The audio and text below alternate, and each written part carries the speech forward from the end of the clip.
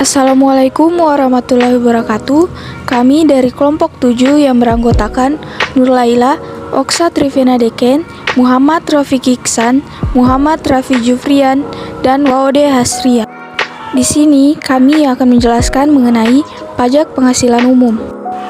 Pajak penghasilan (PPh) adalah pajak dikenakan karena ada subjeknya yang telah memenuhi kriteria yang telah ditetapkan dalam peraturan perpajakan.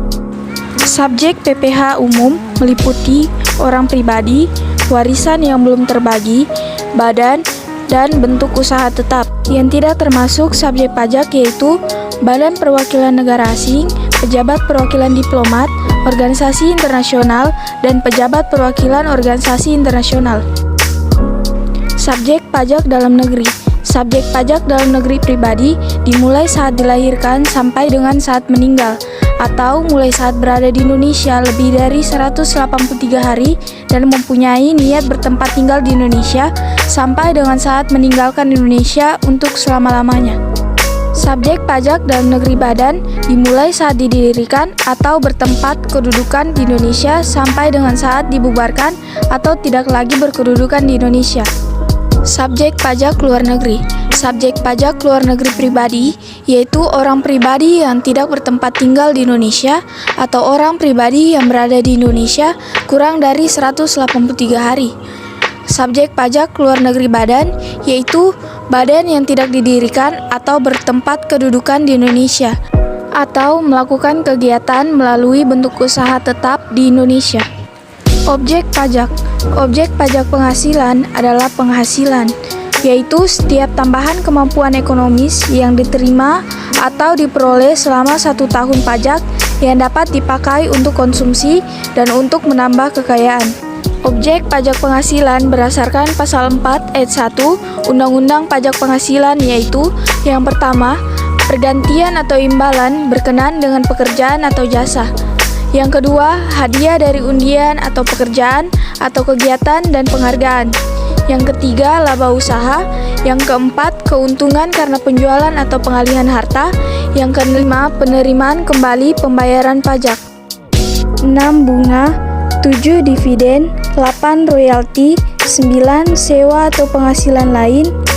10. Penerimaan pembayaran berkala, misal dana pensiun. 11. Keuntungan karena pembebasan utang. 12. Keuntungan karena selisih kurs. 13. Selisih lebih karena penilaian kembali aktiva. 14. Iuran yang diterima perkumpulan sepanjang ditentukan berdasarkan volume atau pekerjaan bebas anggotanya. 15. Tambahan kekayaan neto dari penghasilan yang belum dikenakan pajak. Penghasilan yang tidak termasuk objek pajak yaitu 1. Sumbangan termaksud zakat yang diterima oleh badan amil zakat atau lembaga amil zakat yang dibentuk dan diserahkan oleh pemerintah. 2. Harta hibah yang diterima keluarga sedara dalam garis keturunan lurus 1 derajat. 3. Warisan. 4. Imbalan sehubungan dengan pekerjaan atau jasa yang diterima dalam bentuk natura atau kenikmatan. 5. Pembayaran klaim dari perusahaan asuransi kepada orang pribadi. 6.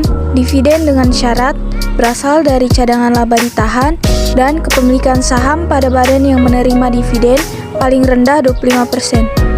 7. Iuran yang diterima dana pensiun yang pendiriannya disahkan oleh Menteri Keuangan.